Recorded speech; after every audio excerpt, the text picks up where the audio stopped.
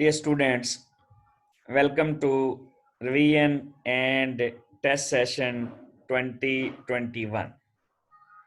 Dear students, revision और test session का जो आपका फर्स्ट टेस्ट है वो केमिस्ट्री का। इस केमिस्ट्री के टेस्ट 1 में जो चैप्टर इंक्लूड हैं वो हैं चैप्टर्स 1+2। इस डिस्कशन में हम दो पेपर डिस्कस करने जा रहे हैं। एक पेपर ए है और दूसरा पेपर बी है। तो पहले देखते हैं पेपर ए की डिस्कशन। पेपर ए का जो फर्स्ट पार्ट है ऑब्जेक्टिव, जिसमें एमसीक्यूज हैं। सबसे पहला एमसीक्यू है volume occupied by 16 grams of methane at STP. अब देखें, मीथेन का जो मोलर मैस होता है वो भी 16 ग्राम होता है। 16 ग्राम का मतलब है ये जो है ये मीथेन का 1 मोल है और 1 मोल का वॉल्यूम 22.414 डेसीमीटर क्यूब होता है। इट मींस इसका आंसर बीटा हो जाएगा। एमसीक्यू नंबर 2 है which of the following has least mass. सबसे कम मैस किसका है? 1 मोल ऑक्सीजन, इसका मैस 32 ग्राम होता है। 1 मोल ऑक्सीजन का मैस 32 ग्राम है। 7 ग्राम ऑक्सीजन का मैस 7 ग्राम है।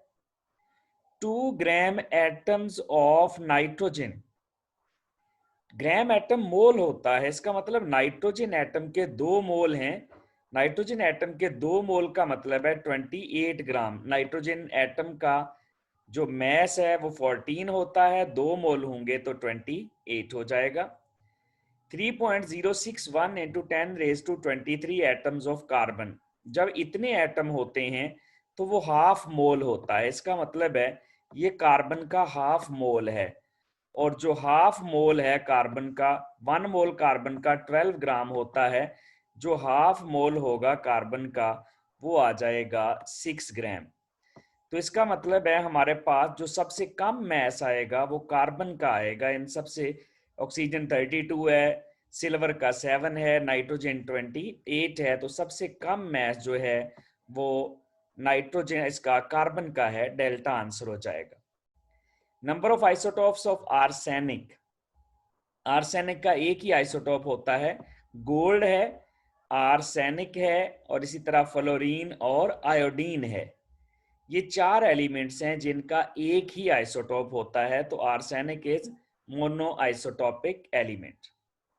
Many elements have fractional atomic masses. This is because fractional atomic masses की जो वजह होती है क्योंकि ये उनकी relative abundance से हम निकालते हैं और relative abundance से निकालने की वजह से जो masses आते हैं, जो average masses आते हैं, वो mostly fraction में आते हैं। इसी वजह से इनको fractional atomic masses कहते हैं। तो ये आंसर डेल्टा बन जाएगा। ये फर्स्ट 4 एमसीक्यूज हो जाएंगे। नेक्स्ट है 5th वाला MCQ, molecular mass of calcium carbonate. देखें, कैल्शियम का मैस होता है 40, कार्बन का मैस होता है 12 और 3 ऑक्सीजन हैं, इनका मैस होता है 48, एक का मैस 16 है। अगर हम सारे का सम लेंगे तो ये मैस बनेगा 100। तो molecular mass of calcium carbonate is 100। In chromatography, the point at which solvent rises maximum, जहां तक solvent maximum rise करता है, अगर हम क्रोमेटोग्राफिक जो पेपर है उसको ड्रा कर लें, यहाँ पर ये इसकी बेस लाइन होती है जहाँ पर हम स्पॉट प्लेस करते हैं और जहां तक सॉल्वेंट राइज करता है ये जो पॉइंट होता है up to which solvent rises maximum, this is called solvent front. The most common solvent used in solvent extraction, सबसे जो कॉमन सॉल्वेंट है that is diethyl ether. Ether को ज्यादातर यूज करते हैं। ईथर का बॉइलिंग पॉइंट बहुत कम होता है, ऑलमोस्ट 34 डाइथाइल ईथर का होता है, 34 डिग्री सेंटीग्रेड। तो जब एक्सट्रैक्शन कर लेते हैं ये इजीली इवेपोरेट हो जाता है, इसको सेपरेट करना आसान होता है। Iodine can be purified bye sublimation. अगर होता आयोडीन का एक्वस सॉल्यूशन है तो उसको प्योर करना है, फिर हम सॉल्वेंट एक्सट्रैक्शन यूज करते। आयोडीन सॉलिड है तो सॉलिड को हम सब्लिमेशन से प्योर करेंगे, जबकि आयोडीन का जो सॉल्यूशन होगा उसको हम सॉल्वेंट एक्सट्रैक्शन से जो है वो प्योर करेंगे। तो इसका आंसर सब्लिमेशन हो जाएगा। नेक्स्ट है सब्जेक्टिव पार्ट, उसका सेक्शन 1 है, calculate the mass in 10 grams in grams of 10⁻³ moles of water. यानी हमें मोल दिए हुए हैं। जब भी आपने इस तरह के न्यूमेरिकल बेस्ड शॉर्ट क्वेश्चन या लॉन्ग क्वेश्चन करने हो तो सबसे पहले जो चीज लिखनी होती है, आपने लिख लेना होता है गिवन डाटा, कि जो चीज आपको दी गई है वो क्या है। गिवन डाटा आपके पास क्या है, आपको मोल दिए गए हैं, और मोलर मैस तो आप वैसे ही फार्मूले से निकाल लेंगे। इसका मतलब है सबसे पहले गिवन डाटा मेंशन कर लेंगे, उसके बाद दूसरे नंबर पे आप लिखेंगे कि आपको रिक्वायर्ड क्या है, यानी आप निकालना क्या चाह रहे हैं। रिक्वायर्ड क्या है इसमें, आपने निकालना है मैस, और मैस फिर कैसे निकालेंगे, एंड पे हम फार्मूला अप्लाई कर देंगे, मोल वाला, mole is equal to mass over molar mass. इस तरह से हम ये क्वेश्चन सॉल्व कर लेंगे। डिफाइन ग्राम फार्मूला और ग्राम मॉलिक्यूल, ये मोल की डेफिनेशंस हैं। ग्राम फार्मूला जो है ये आयोनिक कंपाउंड के लिए है, और ग्राम मॉलिक्यूल जो है ये मॉलिक्यूल या कंपाउंड के लिए है।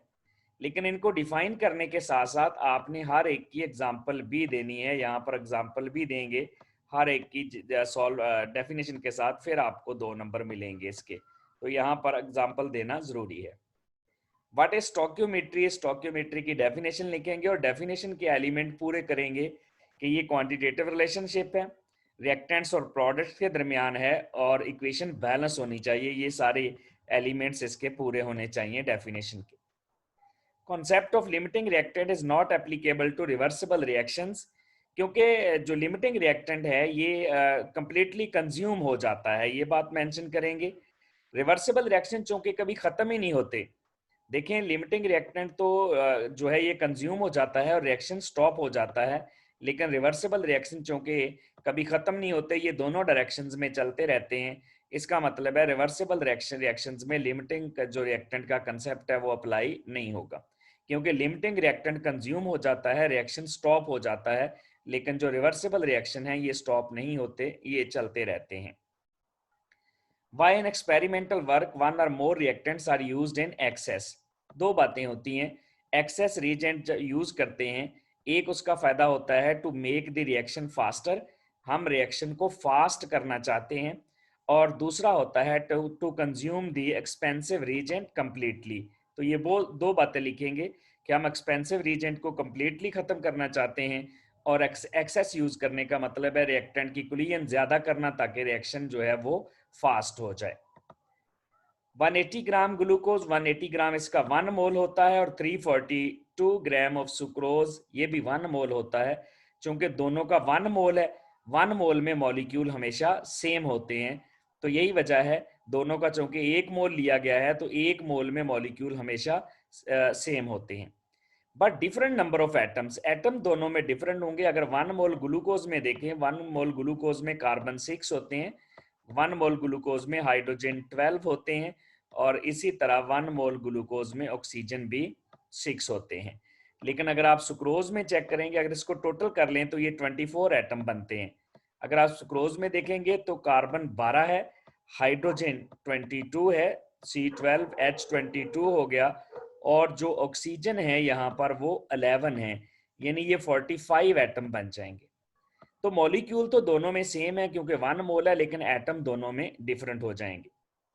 What is the principle of chromatography? Chromatography के प्रिंसिपल में आपने लिखना है कि कंपोनेंट किस बेस पे सेपरेट होते हैं। तो कंपोनेंट सेपरेट होते हैं on the basis of their attraction with stationary or mobile phase, यानी दो तरह के फेज होते हैं, आपने फेज मेंशन करने हैं, और उनके साथ अट्रैक्शन, अट्रैक्शन भी कह सकते हैं आप, सोलबिलिटी भी कह सकते हैं, उसकी बेस पे सेपरेट होते हैं। सॉल्वेंट एक्सट्रैक्शन, सॉल्वेंट एक्सट्रैक्शन है कि solute can be separated from solution by adding another solvent. पहले तो डेफिनेशन पूरी करेंगे, फिर जो सॉल्वेंट है उसकी कंडीशन लिखेंगे कि जो सॉल्वेंट ऐड करेंगे in which solute is more solvent and added solvent doesn't mix with the solution. और फिर इसकी एग्जांपल भी दे देंगे ईथर एक्सट्रैक्शन, सिर्फ नाम लिख देंगे कि सॉल्वेंट एक्सट्रैक्शन की जो एग्जांपल है वो ईथर एक्सट्रैक्शन है। Why brown color of triiodide fades upon the addition of CCl4? CCl4 add करने से ट्राईआयोडाइड का कलर जो है फेड क्यों हो जाता है? एक्चुअली जो ट्राईआयोडाइड है, ट्राईआयोडाइड इसका कलर ब्राउन होता है और ये वाटर में सॉल्युबल होता है। जैसे ही हम इसमें CCl4 ऐड करते हैं तो जो इक्विलिब्रियम होती है, इक्विलिब्रियम टुवर्ड्स लेफ्ट चली जाती है, इक्विलिब्रियम आयोडीन की तरफ चली जाती है और ये आयोडाइड वाटर से निकलकर आयोडीन की तरफ चले जाता है CCl4 में, और इसका जो ब्राउन कलर है फेड हो जाता है और पर्पल कलर जो है आयोडीन का वो अपीयर होना शुरू हो जाता है। तो ये आप यहाँ पर इक्विलिब्रियम मेंशन करेंगे कि ये आयोडीन और आयोडाइड ट्राईआयोडाइड इक्विलिब्रियम में होते हैं। CCl4 ऐड करने से इक्विलिब्रियम रिवर्स आ जाती है और इसका कलर जो है वो ब्राउन से पर्पल की तरफ आ जाता है। How will you separate pure NH4Cl from the mixture of NaCl and NH4Cl? अब इसमें अमोनियम क्लोराइड की सब्लिमेशन होती है और NaCl जो है इसकी सब्लिमेशन नहीं होती, तो इसका मतलब है हम इसको सब्लिमेशन से प्योर कर सकते हैं। अब यहाँ पर इतना लिखना जो है वो ठीक नहीं है कि सब्लिमेशन से करेंगे, साथ आप पूरा प्रोसेस लिखेंगे इन्वर्टेड फनल टेक्निक, यानी इन्वर्टेड फनल टेक्निक जो है वो आप बताएंगे कि इन्वर्टेड फनल टेक्निक इस तरह से हम दोनों का मिक्सचर यहाँ पर प्लेस करेंगे। इन्वर्टेड फनल टेक्निक में इन्वर्टेड फनल ऊपर रख देंगे और फिर हीट करेंगे और इस तरह पूरा सब्लिमेशन का आपने यहाँ पर प्रोसेस लिखना है जब आपने इसको इसका आंसर देना है। नेक्स्ट है लॉन्ग क्वेश्चंस यानी सब्जेक्टिव सेक्शन का जो पार्ट 2 है। सबसे पहले इसको जब आप न्यूमेरिकल बेस्ड क्वेश्चन है सॉल्व करना है, मैंने पहले बताया सबसे पहले तो गिवन डाटा देखें, इसमें गिवन डाटा क्या है, और गिवन डाटा में आपको देखें वॉल्यूम दिया गया है कितना 500 सेंटीमीटर क्यूब है, इसके साथ साथ आपको मैस दिया गया है, और मैस कितना दिया गया है, मैस आपको दिया गया है 0.72 ग्राम। गिवन डाटा के बाद दूसरी चीज आप लिखेंगे कि आपको रिक्वायर्ड क्या है, क्या चीज चाहिए है, तो रिक्वायर्ड आपको मोलर मैस। उसके बाद आप फार्मूला अप्लाइड करेंगे, फार्मूला के कौन सा होगा, mole is equal to mass over molar mass. तो यहाँ पर आपको मोल निकालने पड़ेंगे वॉल्यूम से, क्योंकि आपको पता है एक मोल का वॉल्यूम 22.414 होता है। याद रखिएगा आंसर के साथ जब मोलर मैस निकालेंगे, आंसर के साथ हर जगह पर पूरे न्यूमेरिकल में हर जगह यूनिट लिखने जरूरी होते हैं।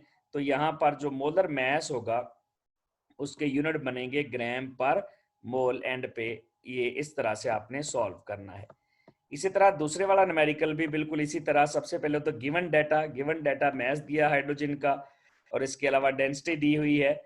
इसके बाद आपने गिवन डाटा के बाद आपने इसके रिक्वायर्ड क्या है, रिक्वायर्ड है इसका वॉल्यूम ऑफ HCl सॉल्यूशन, और उसके बाद आपने गिवन फार्मूला अप्लाई करके इसको सॉल्व करना है। इस तरह स्टेप वाइज आप सॉल्व करेंगे तो फिर सारे नंबर मिलेंगे। यानी पहले हाइड्रोजन के मोल निकालें, फिर कंपेयर करके HCl के मोल निकालें, फिर HCl का मैस निकालें और फिर HCl सॉल्यूशन का मैस निकालें, और फाइनली डेंसिटी वाले फार्मूले से, क्योंकि डेंसिटी दी हुई है, डेंसिटी वाले फार्मूले से आप इसका वॉल्यूम निकाल सकते हैं, D is equal to M over V। Next है टेस्ट 1 का जो पेपर बी है, चैप्टर 1+2 में से पेपर बी में भी वैसे ही सबसे पहले सेक्शन 1 है ऑब्जेक्टिव का सेक्शन। इसमें पहला MCQ है, a limiting reactant is the one. Limiting reactant reaction को कंट्रोल करता है और ये रिएक्टेंट जो होता है स्मॉलर अमाउंट में होता है और ये जल्दी खत्म हो जाता है। तो limiting reactant is the reactant which gives the minimum amount of the product under consideration. यानी लिमिटिंग रिएक्टेंट जो कि स्मॉल अमाउंट में होता है तो ये मिनिमम प्रोडक्ट बनाता है। ब्रोमीन हैज आइसोटॉप्स, ब्रोमीन के 2 आइसोटॉप होते हैं, क्लोरीन के 2 आइसोटॉप होते हैं, ब्रोमीन के 2 आइसोटॉप होते हैं और बोरोन के भी 2 आइसोटॉप्स होते हैं। A ring is made up of 6 gram diamond, 6 gram diamond है, मैस दिया हुआ है, आपने निकालने हैं नंबर ऑफ एटम्स, तो मैस ओवर मोलर मैस करेंगे और फिर इसको एवोगैड्रो नंबर से मल्टीप्लाई कर देंगे, mass over molar mass into Avogadro number. या आप सिंपली आप ऐसे समझें ये हाफ मोल है, 6 ग्राम का मतलब आधा मोल है, और आधे मोल में एटम कितने होते हैं 3.01 10⁻23। Volume occupied bye 4.4 gram carbon dioxide. देखें वॉल्यूम निकालने के लिए आपको मोल चाहिए, मोल कैसे निकलते हैं, मैस कितना है 4.4, इसको डिवाइड कर दें आप मोलर मैस 44 से, mass over molar mass into molar volume, और फिर मोलर वॉल्यूम से मल्टीप्लाई कर दें। तो इस तरह से आप वॉल्यूम निकाल सकते हैं 4.4 का, और वो आ जाएगा 2.24। सिंपली 44 का होता है 1 मोल का 44 22.414 होगा 1 मोल का। चूंकि ये 4.4 है तो इसका मतलब आपने 10 से डिवाइड करना है, 10 से डिवाइड करेंगे तो ये आ जाएगा आपके पास 2.24। Mass of N oxygen atom is, एक ऑक्सीजन एटम का मैस कितना होता है। देखें, एक एटम का मैस या तो एएमयू में शो करते हैं, यहाँ पर एएमयू में कोई भी हमारे पास आंसर नहीं है, या फिर एक एटम का मैस निकालने के लिए हम क्या करते हैं, जो इसका एक ऑक्सीजन एटम का मैस है उसको एवोगैड्रो नंबर से डिवाइड कर देंगे। यानी ऑक्सीजन का मैस होता है 16, 16 को आप एवोगैड्रो नंबर से डिवाइड कर दें तो ये एक ऑक्सीजन के एक एटम का मैस आ जाएगा। या तो एएमयू में दिया गया होगा, या फिर अगर आपने ग्राम में निकालना है तो ऑक्सीजन के एक एटम का जो मैस है उसको डिवाइड कर दें एवोगैड्रो नंबर से। जब एवोगैड्रो नंबर से डिवाइड करेंगे तो इसका मतलब है ये भी आंसर नहीं होगा, ये भी आंसर नहीं होगा, और ये भी नहीं हो सकता क्योंकि एवोगैड्रो से नंबर से डिवाइड कर रहे हैं तो ये पावर माइनस में चली जाएगी, जब ये ऊपर आएगा तो ये इसका आंसर बीटा बन जाएगा। The process in which solid on heating is changed directly into the gas and gas on cooling, ये sublimation की definition है। A technique used to separate solute from solution in which solute is more solvent soluble and added solvent doesn't mix with the solution, ये solvent extraction की statement है। A component having small value of distribution coefficient mostly remains in, देखें के की value कैसे निकालते हैं, के होता है कंसंट्रेशन इन मूविंग फेज, यानी जो मोबाइल फेज है उसमें कंसंट्रेशन कितनी है, और डिवाइड इसको कर देते हैं कंसंट्रेशन इन स्टेशनरी फेज। इस तरह से के की वैल्यू निकलती है। अब वो कहता है के की वैल्यू स्मॉल है, स्मॉल वैल्यू से मुराद है नीचे वाली वैल्यू बड़ी आएगी, इसका मतलब है स्टेशनरी फेज में उसकी अमाउंट ज्यादा होगी। तो के की वैल्यू कम आने से मुराद है स्टेशनरी फेज में जो रिएक्टेंट है उसकी अमाउंट जो है कंपोनेंट की वो ज्यादा होगी। सब्जेक्टिव है section 1, what is molar volume. Molar volume की आपने डेफिनेशन लिखनी है, volume of 1 mole of gas at STP, और फिर मोलर वॉल्यूम की वैल्यू भी लिखनी है। इसके साथ साथ आपने यहाँ पर एग्जाम्पल भी प्लेस कर देनी है, जैसे एग्जाम्पल आपने दे देनी है हाइड्रोजन की या कार्बन डाइऑक्साइड वगैरह की। एटॉमिक मैसेज में भी in fraction, atomic message fraction में क्यों आते हैं ये आपने बताना है कि क्योंकि हम इसको एवरेज से निकालते हैं, ये एवरेज मैसेज होते हैं, और कहाँ से निकालते हैं, आइसोटॉप्स की रिलेटिव अबंडेंस से निकालते हैं। आप यहाँ पर नियोन की एग्जांपल भी दे सकते हैं जो कि चैप्टर में एग्जांपल नंबर 1 है। नियोन की एग्जांपल दे सकते हैं कि देखें जब हम उसके आइसोटॉप्स की जो परसेंटेज है उसको मैसेज से मल्टीप्लाई करके एवरेज निकालते हैं तो फ्रैक्शन में आती है। Calculate number of moles in 0.1 gram sodium, इसमें भी आपने पहले गिवन डाटा लिखना है कि डाटा क्या है, आपके पास मैस दिया है और मोलर मैस आपको पता है सोडियम का 23 है। फिर रिक्वायर्ड क्या है, आपने मोल निकालने, और एंड पे फार्मूला मोल किसके बराबर होता है, mass over molar mass. 2 grams of hydrogen, 16 gram of methane और 44 ग्राम ऑफ कार्बन डाइऑक्साइड। सबसे पहले तो आपने बताने हैं कि 2 ग्राम हाइड्रोजन का भी 1 मोल होता है, 16 ग्राम मीथेन का भी और 44 ग्राम कार्बन डाइऑक्साइड सब का 1 मोल होता है, इसी वजह से सबका वॉल्यूम सेम है। अब वो कहता है हालांकि इनके साइजेस और मैसेज डिफरेंट हैं, तो आपने बताना है साइजेस और मैसेज अफेक्ट नहीं करते वॉल्यूम को। क्यों?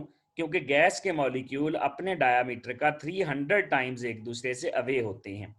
तो इस तरह आपने ये वजह जरूर बतानी है कि मैसेज और साइजेस वॉल्यूम को अफेक्ट इसलिए नहीं करते क्योंकि गैस के मॉलिक्यूल जो हैं वो अपने डायामीटर का 300 टाइम्स अवे होते हैं। लास्ट में how many molecules of water are there in 24 gram ice, 24 gram जो आइस है उसमें कितने वाटर मॉलिक्यूल होंगे। सबसे पहले गिवन डाटा लिखें कि इसमें मैस दिया गया है और मोलर मैस आपको पता है 18 है। फिर रिक्वायर्ड क्या है, आपने नंबर ऑफ मॉलिक्यूल निकालने हैं। फिर फार्मूला अप्लाई करें, फार्मूला अप्लाइड यानी नंबर ऑफ मॉलिक्यूल किसके बराबर होते हैं, mass over molar mass into Avogadro number. इस तरह से इस क्वेश्चन को आप सॉल्व करेंगे। What are the limitations of chemical equation. Chemical equations छोटी सी आप हेडिंग बना लेंगे, लिमिटेशंस ऑफ केमिकल इक्वेशन, और उसके बाद आप पॉइंट बना के लिखेंगे कि it does not tell us about the rate of reaction. फिर दूसरा पॉइंट आप लिखेंगे कि ये हमें एंथैल्पी ऑफ रिएक्शन के बारे में भी नहीं बताती, रेट ऑफ रिएक्शन के बारे में भी नहीं बताती, और इवन ये हमें ये भी नहीं बताती कि रिएक्शन अगर ना भी हो रहा हो तो हम केमिकल इक्वेशन को लिख सकते हैं। इस तरह से आप 3 या 4 पॉइंट इसके बना के लिख देंगे कि ये रेट ऑफ रिएक्शन का नहीं बताती, कंडीशंस ऑफ रिएक्शन का नहीं बताती, कंडीशन के साथ साथ एंथैल्पी ऑफ रिएक्शन का नहीं बता रही होती कि चेंज कैसे आती है, हीट चेंज, और फिर chemical equation for be can be written for those reactions which are not taking place. What is distribution coefficient. Distribution coefficient आप लिख देंगे कि ये डिस्ट्रीब्यूशन है किसी भी सल्यूट की दो कंपोनेंट्स, दो फेजेस में, वो एक मोबाइल फेज या स्टेशनरी फेज या दो सॉल्वेंट्स में हो सकता है, पोलर और नॉन पोलर या पोलर और लेस पोलर में।